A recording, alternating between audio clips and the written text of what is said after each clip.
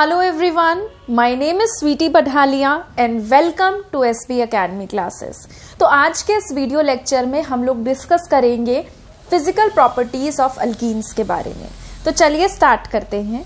सबसे पहले physical property की अगर हम बात करें तो वो आता है फिजिकल स्टेट एंड स्मेल। ठीक है, सबसे पहले हम इनके फिजिकल स्टेट की बात करते हैं। तो जो हमारे पास लोअर अल्कीन्स होते हैं और लोअर एल्कीन्स में भी स्पेशली कौन से, अप टू 4 कार्बन एटम्स। अगर हम 4 कार्बन एटम्स की बात करें, जैसे कि इथीन हो गया CH2 double bond CH2, propene हो गया CH3 CH double bond CH2, और ब्यूटीन हो गया, वेदर इट इज ब्यूट 1इन और ब्यूट 2इन, उससे फर्क नहीं पड़ता। ठीक है, मैं यहाँ पे ब्यूट 2इन बना रही हूं।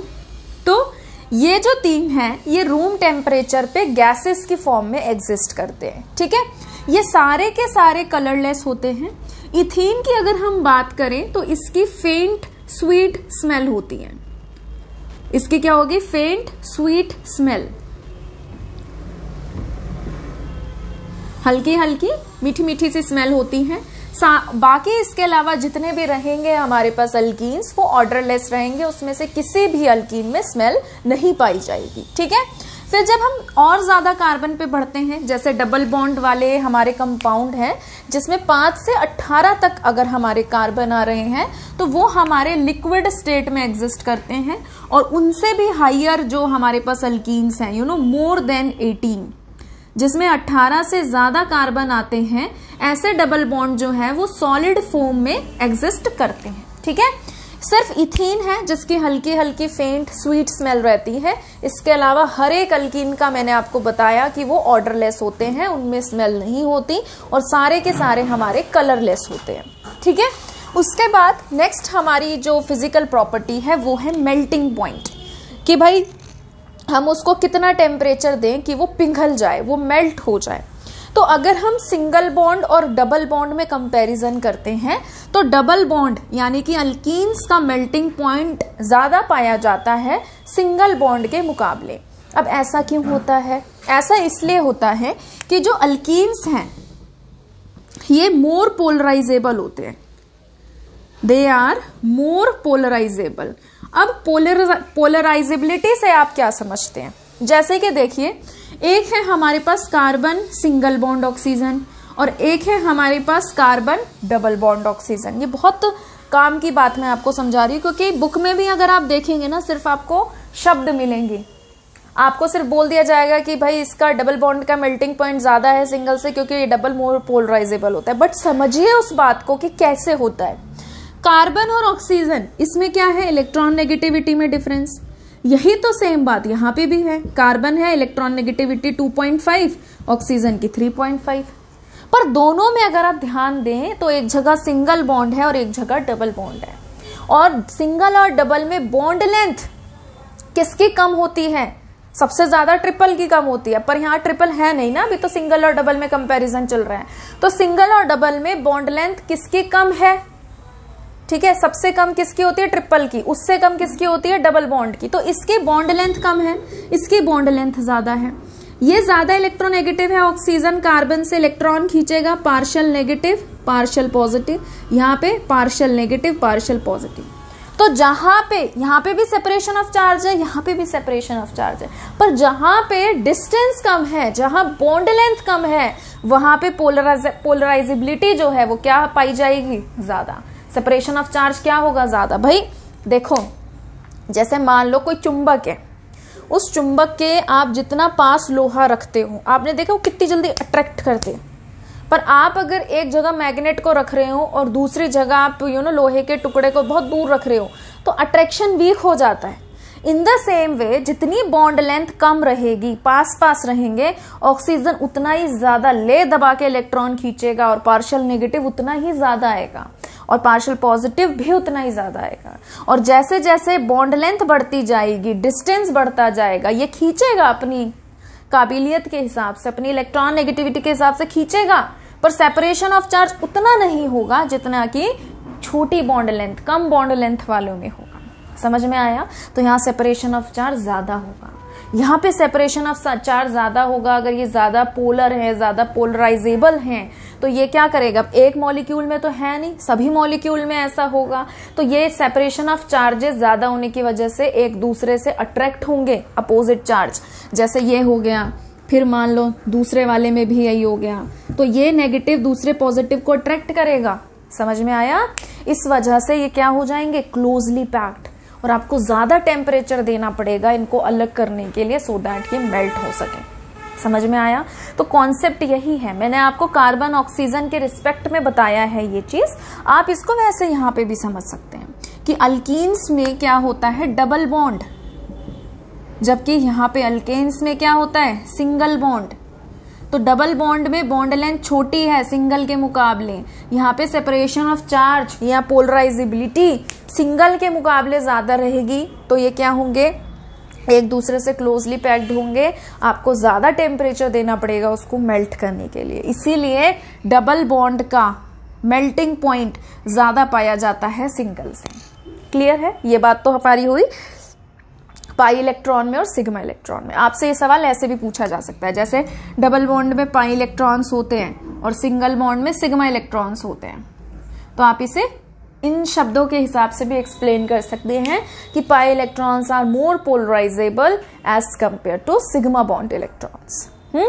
आगे बढ़ते हैं। अगर हम आइसोमर्स की बात करें तो सिस और ट्रांस, सिस और ट्रांस मैंने आपको बताए थे, दे आर ज्योमेट्रिकल आइसोमर्स। सिस में क्या होता है, जो सेम ग्रुप होते हैं ये सेम साइड पर होते हैं, और ट्रांस में क्या होता है, सेम ग्रुप अपोजिट साइड में होते हैं। तो क्या पाया जाता है बेटा कि जो सिस वाले हैं इनका मेल्टिंग पॉइंट कम होता है, और जो ट्रांस वाले हैं इनका मेल्टिंग पॉइंट ज्यादा होता है ना, 134 है इसका और इसका 167.4 है। तो जो हमारे ट्रांस अल्कीन्स हैं इनका मेल्टिंग पॉइंट सिस से ज्यादा पाया जाता है। ऐसा क्यों होता है, क्योंकि जो हमारे ट्रांस अल्कीन्स होते हैं ये ज्यादा सिमेट्रिकल होते हैं। ये क्या होते हैं, दे आर मोर सिमेट्रिकल, और मोर सिमेट्रिकल होने की वजह से इनकी पैकिंग बहुत अच्छी होती है। They have closed packing, they have closed packing, closed symmetrical packing, जिसकी वजह से आपको इसको ज्यादा टेम्परेचर देना पड़ता है मेल्ट करने के लिए। ठीक है, तो सिस और ट्रांस में से ट्रांस वाला है उसका मेल्टिंग पॉइंट ज्यादा रहेगा, सिंगल और डबल वाले में से डबल वाला जो है उसका मेल्टिंग पॉइंट ज्यादा रहेगा। ठीक है, वीडियो को पॉज करके इसे नोट करिए प्लीज। ठीक है, चलिए आगे बढ़ते हैं। अब हम लोग डिस्कस करेंगे नेक्स्ट फिजिकल प्रॉपर्टी, और वो है बॉइलिंग पॉइंट।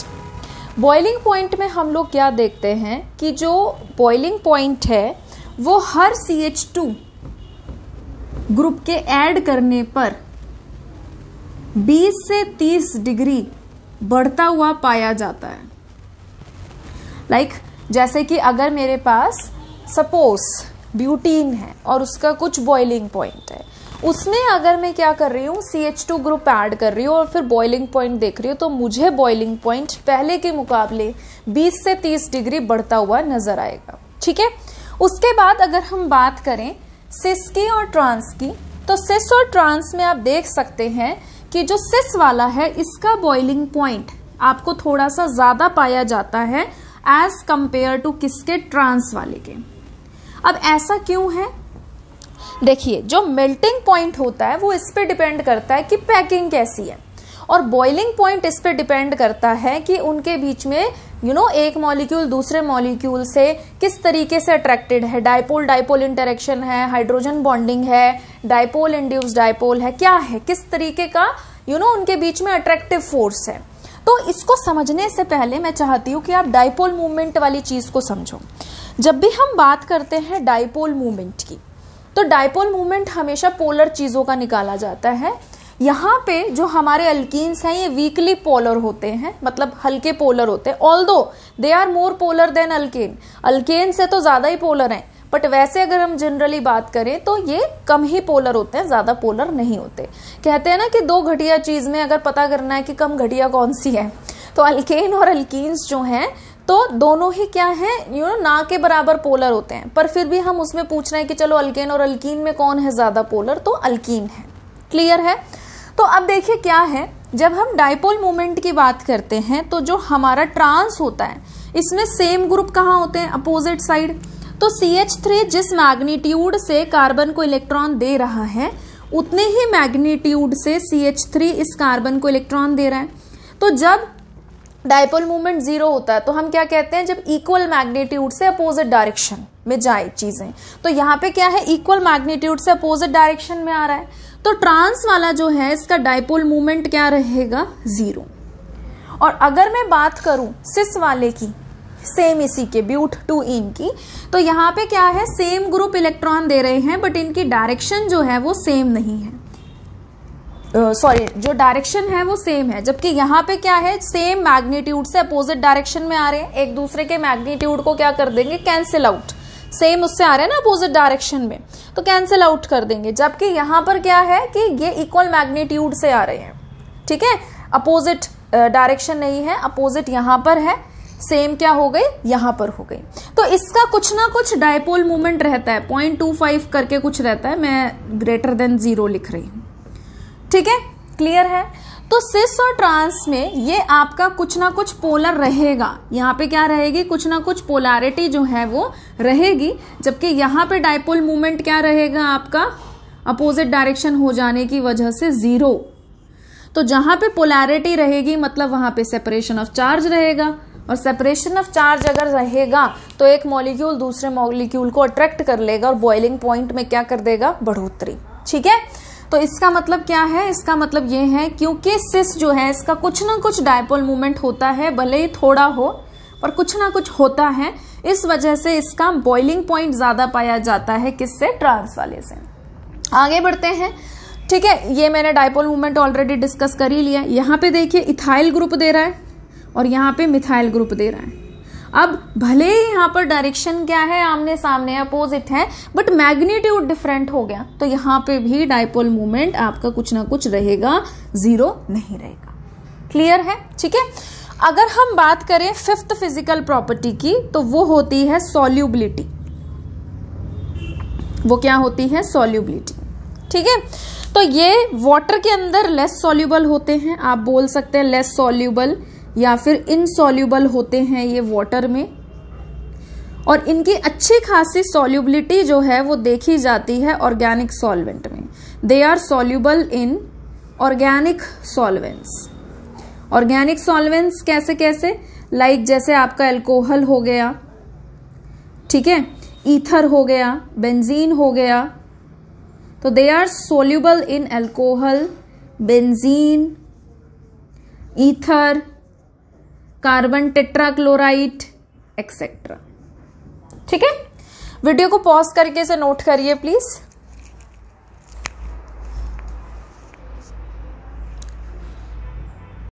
ठीक है, चलिए आगे बढ़ते हैं। अब हम लोग डिस्कस करेंगे केमिकल प्रॉपर्टीज ऑफ अल्कीन्स के बारे में। तो केमिकली अगर हम बात करें अल्कीन्स की, तो अल्कीन्स 4 तरीके की रिएक्शन शो करता है, 4 टाइप्स की, addition reaction, oxidation reaction, reduction and polymerisation. अगर हम बात करें एडिशन रिएक्शन की, तो एडिशन रिएक्शन में क्या होता है, चीजें सिंपली ऐड हो जाती हैं, ठीक है। तो डबल बॉन्ड में हम क्या क्या ऐड कर सकते हैं, डबल बॉन्ड में हम हेलोजन ऐड कर सकते हैं, इसे हम क्या कहते हैं, X2 को हेलोजन्स। एडिशन ऑफ HX, इसमें हम क्या ऐड कर सकते हैं, हेलोजन एसिड ऐड कर सकते हैं। एडिशन ऑफ वाटर, फिर एडिशन ऑफ हाइपोहेलस एसिड, इसे हम क्या बोलते हैं, हाइपोहेलस एसिड, और एडिशन ऑफ सल्फ्यूरिक एसिड, ठीक है। फिर है ऑक्सीडेशन रिएक्शन, डबल बॉन्ड का कंबशन करेंगे। आपको पता ही है, मैंने आपको पहले भी बताया था कि आप किसी भी हाइड्रोकार्बन को कंबशन करते हो, whether it is alkane, alkyne, alkynes और बेंजीन, ठीक है, वेदर इट इज एलिफेटिक और aromatic hydrocarbon, it will always give carbon dioxide in water with the evolution of huge amount of energy, है ना। तो जब हम इसको कंबस्ट करते हैं तो ये हमें CO2 और वाटर देता है, और साथ ही साथ ह्यूज अमाउंट में एनर्जी रिलीज करता है in the form of heat. फिर हम पढ़ेंगे कि डबल बॉन्ड KMnO4 के साथ रिएक्ट करता है अगर कोल्ड और डाइल्यूट, तो कैसी रिएक्शन होती है। अगर KMnO4 हम ले रहे हैं हॉट, तो कैसे रिएक्शन होती है। दोनों में अलग अलग तरीके के प्रोडक्ट हमें मिलते हैं। फिर हम पढ़ेंगे कैटालिटिक ऑक्सीडेशन की, कैसे अगर हम डबल बॉन्ड में कैटलिस्ट की प्रेजेंस में ऑक्सीजन ऐड करते हैं तो वो इपॉक्साइड बनाता है। तो इपॉक्साइड क्या होता है, किस तरीके की रिएक्शन होगी, वो हम यहाँ पे पढ़ेंगे। फिर आता है विद ओजोन, ये बहुत इंपॉर्टेंट है बेटा, एक ये बहुत इंपॉर्टेंट है और आपकी एक ये वाली रिएक्शन बहुत इंपॉर्टेंट है। यहाँ पे आप मार्कोनी एंटी मार्कोनी जो है उसके बारे में पढ़ेंगे, जो कि बहुत ही इंपॉर्टेंट रूल होते हैं जब हम डबल बॉन्ड में कुछ अनसिमेट्रिकल डबल बॉन्ड में अनसिमेट्रिकल एल्कीन में कुछ ऐड करते हैं। तो फिर हम पढ़ेंगे रिडक्शन के बारे में, यहाँ पे हम पढ़ेंगे कैटालिटिक हाइड्रोजिनेशन के बारे में कि कैसे हम कैटलिस्ट की प्रेजेंस में हाइड्रोजन को ऐड कर सकते हैं, सिंपल सी रिएक्शन है। फिर हम पढ़ेंगे पॉलीमराइजेशन रिएक्शन के बारे में कि कैसे हम पॉलीथीन बना सकते हैं, ठीक है, कैसे हम पॉलीस्टाइरीन बना सकते हैं। पॉलीमर ये बहुत इंपॉर्टेंट रोल पर प्ले करता है हमारी रोजमर्रा की जिंदगी में, चाहे हमारे कपड़े हो गए, चाहे हमारा मार्कर हो गया, चाहे सोफा हो गया, टेबल हो गई, कुर्सी हो गई, रस्सी हो गई, बाल्टी हो गई। आजकल ज्यादातर चीजें जो है वो पॉलीमर से बनी हुई होती हैं। पॉलीथीन जो हम यूज करते हैं वो भी क्या है, हमारा पॉलीमर है, ठीक है। तो ये सब चीजें हम पढ़ेंगे केमिकल प्रॉपर्टी ऑफ अल्कीन्स में। इसके बाद हमारा अल्कीन जो है पार्ट 2 वो इस चैप्टर का खत्म हो जाएगा। आफ्टर दैट हम लोग अल्काइंस की तरफ प्रोसीड करेंगे, पार्ट 3 की तरफ, ठीक है। पर आज के जो वीडियो लेक्चर रहेगा उसमें हम केमिकल प्रॉपर्टी की शुरुआत कर रहे हैं, ठीक है। वीडियो को पॉज करके इसे नोट कर लीजिए प्लीज।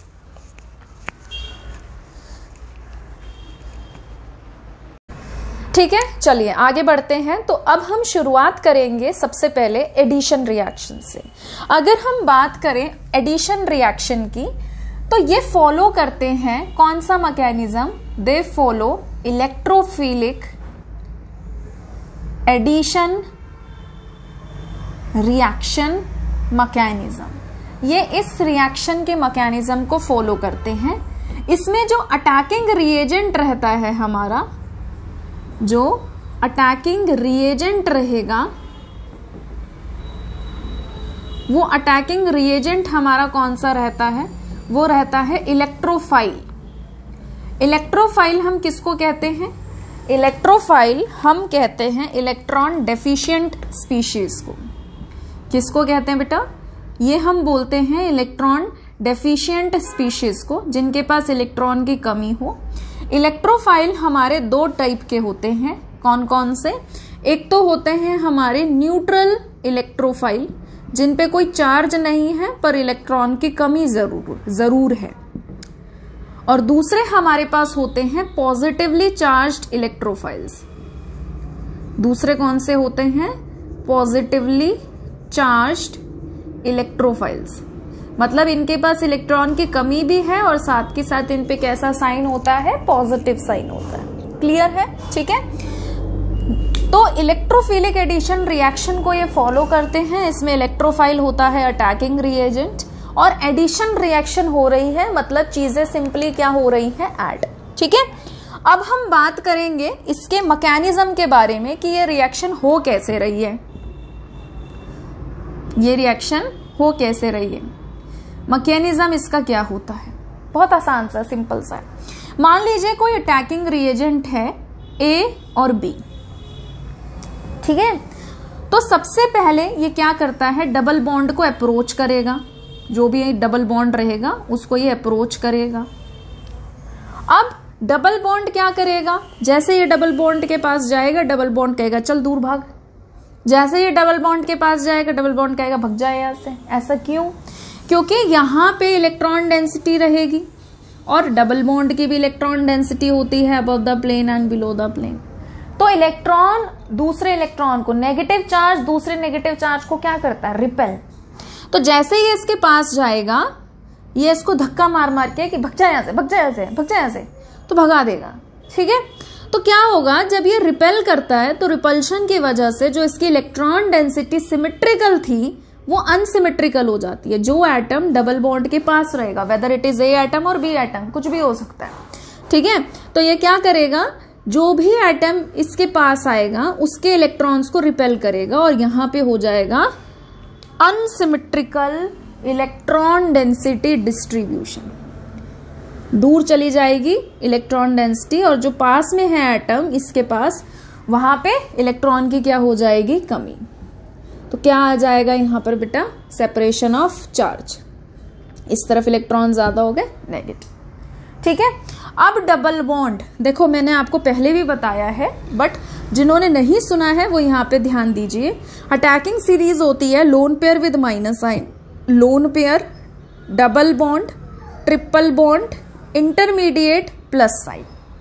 ऊपर वाले नीचे वालों पर अटैक कर सकते हैं, नीचे वाले ऊपर अटैक नहीं कर सकते, ये बात आप ध्यान रखें।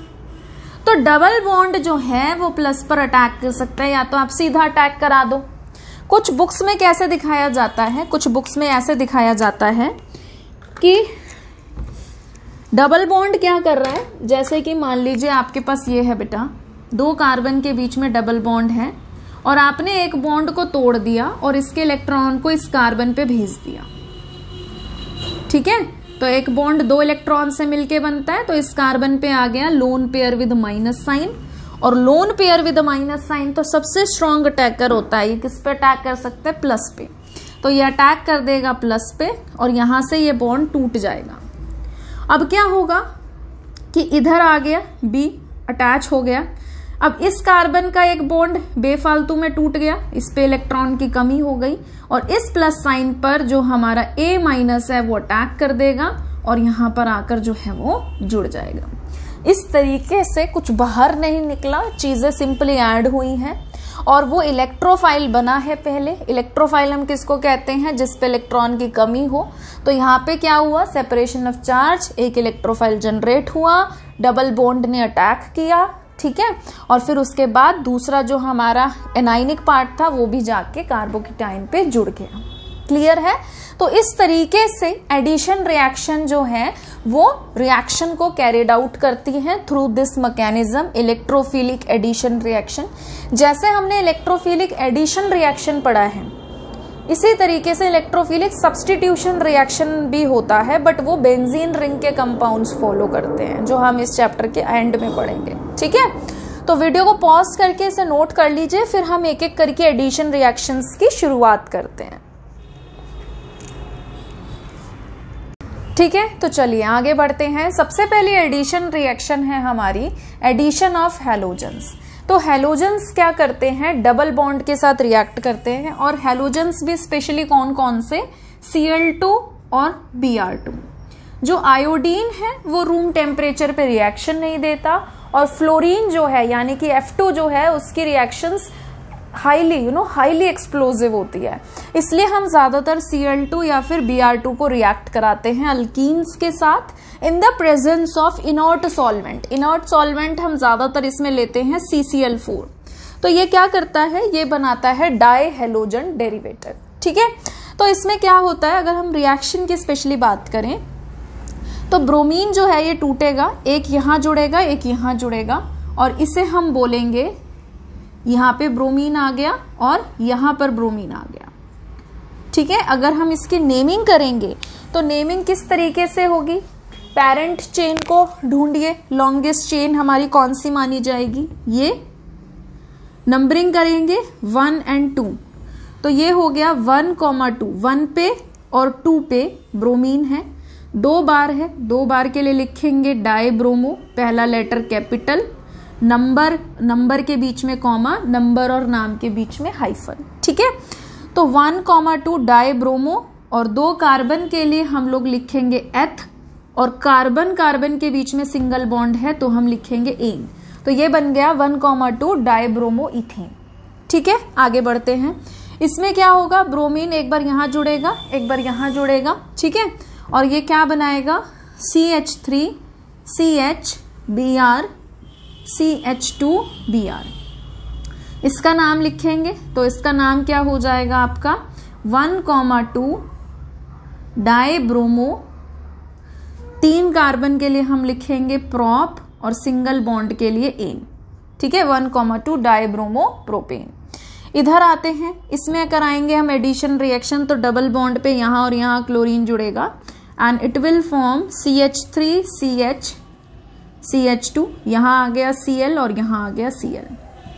तो इसका नाम क्या हो गया बेटा, इसका नाम हो गया 1,2 डाइक्लोरो, क्लोरीन के लिए क्लोरो लिखना है, 3 कार्बन के लिए प्रोप और सिंगल बॉन्ड के लिए ए। इतनी बात क्लियर है, ठीक है। अब देखिए क्या है, इस वाली रिएक्शन को, मतलब ये सबकी बात कर रही हूं मैं, ठीक है, इस वाली रिएक्शन को हम लोग टेस्ट फॉर एल्कीन्स के लिए भी यूज करते हैं। टेस्ट फॉर एल्कीन्स, अगर आपको पता लगाना है कि आपको दिया हुआ गिवन सैंपल उसमें डबल बॉन्ड है, तो आप कैसे पता लगा सकते हैं, आप उसकी रिएक्शन करा दीजिए बेटा ब्रोमीन के साथ। ब्रोमीन का कैसा कलर होता है, ब्राउन कलर होता है, और अगर वहां पे डबल बॉन्ड प्रेजेंट हुआ तो ब्रोमीन क्या करेगा, उस डबल बॉन्ड के साथ रिएक्शन शो कर जाएगा, और अगर वो रिएक्ट करेगा और रिस्पेक्टिव कंपाउंड बनाएगा तो जो ब्राउन कलर है वो धीरे धीरे डिस्चार्ज हो जाएगा, गायब हो जाएगा, डीकलराइज हो जाएगा, और क्या बनने लग जाएगा, कलरलेस। तो अगर किसी सब्सटेंस के साथ रिएक्शन कराने पे ब्राउन कलर ब्रोमीन का गायब हो रहा है, इट मीन्स उसके अंदर अनसैचुरेशन है। इसे हम टेस्ट फॉर अनसैचुरेशन भी कहते हैं। क्लियर है बात, ठीक है।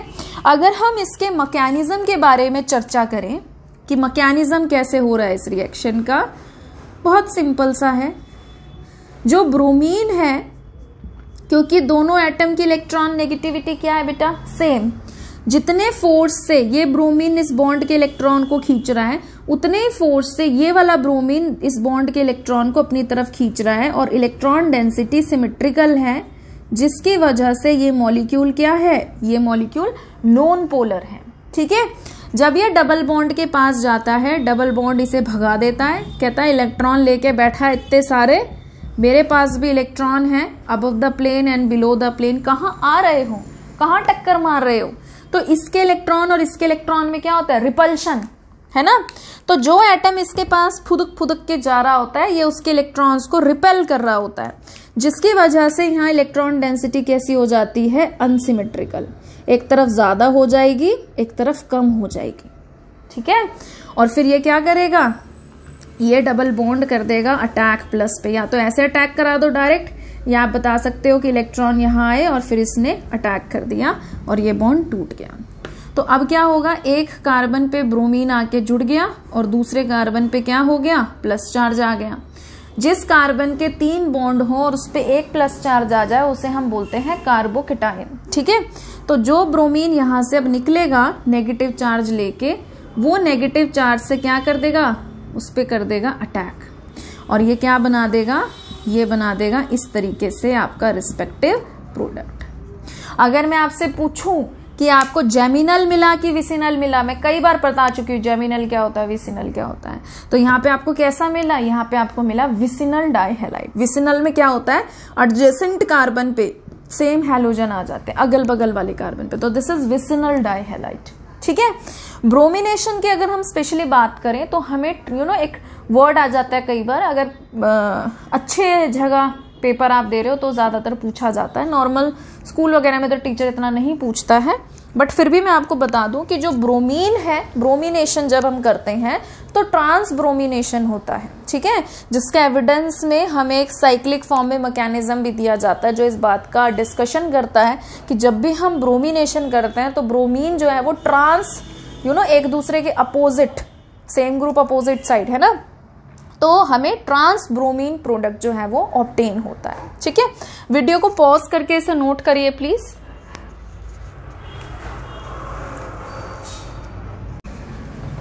ठीक है, आगे बढ़ते हैं। अब जरा ये भी देख लेते हैं, नाम ले लिया तो मैंने कहा बता ही देती हूँ ट्रांसब्रोमिनेशन होता क्या है, क्योंकि सिंपल सी चीज है, देखिए और इम्पोर्टेंट है। जैसे कि मान लीजिए बेटा आपके पास डबल बॉन्ड है, अल्कीन है, इसको हम इस तरीके से दिखा रहे हैं, ठीक है, और इसका ब्रोमिनेशन होना है सपोज, तो अब ब्रोमीन मॉलिक्यूल आएगा डबल बॉन्ड के पास, ठीक है, और डबल बॉन्ड के इलेक्ट्रॉन क्या करेंगे, इसको धक्का मारेंगे, भग जाए ऐसे, भग जाए ऐसे, भग जाए ऐसे, तो क्या होगा कि यहाँ पे सेपरेशन ऑफ चार्ज हो जाएगा, ठीक है, यहाँ पे पार्शियल नेगेटिव, एक तरफ इलेक्ट्रॉन ज्यादा हो गए तो पार्शियल नेगेटिव, यहाँ पे आ गया पार्शियल पॉजिटिव। तो डबल बॉन्ड क्या करेगा, डबल बॉन्ड इस प्लस पर अटैक कर देगा कि भैया मैं अटैक कर रहा हूं, और ये यहां से बॉन्ड जो है टूट जाएगा। ठीक है, तो अब क्या होता है, ये एक ब्रोमीन जो है ये कार्बन के पास आकर जुड़ जाता है। ठीक है, ये क्या करेगा, ये यहां पे आके इसके पास जुड़ जाएगा, और इसको दिखाया जाता है 3 मेंबर्ड साइक्लिक स्ट्रक्चर कि देखो ये ब्रोमीन है, ये यहां पर आकर जुड़ गया इसके साथ, और ये बॉन्ड यहां से टूट रहा है। ठीक है, रिंग बनी, दिख रही है ना रिंग बनती हुई, तो इसको बोलते हैं साइक्लिक। इसको बोलते हैं बेटा bromonium ion, bromonium, cyclic bromonium ion. ठीक है, अब जो एक Br- है, अब वो Br- जो है वो फ्रंट से नहीं आ सकता। कैसे आएगा, एक तो यहाँ पे कार्बन कार्बन है ना, जिसके पास इलेक्ट्रॉन डेंसिटी है, प्लस में ये ब्रोमीन लोन पेयर लेके बैठा है, और जो आने वाला है वो भी लोन पेयर लेके आने वाला है। तो ये वाला जो ब्रोमीन आता है वो फ्रंट से नहीं आ सकता, वो आएगा पीछे से, बैक अटैक करेगा। ठीक है, तो जो दूसरा ब्रोमीन है वो आएगा, अटैक करेगा, और जैसे ही मान लो सपोज इस पर अटैक किया तो यहां से ये रिंग ओपनिंग हो जाएगी, ये बॉन्ड यहां से टूट जाएगा। तो एक ब्रोमीन चला जाएगा इस कार्बन पे और दूसरा ब्रोमीन आ जाएगा इस वाले कार्बन पे। तो ये इस तरीके से है।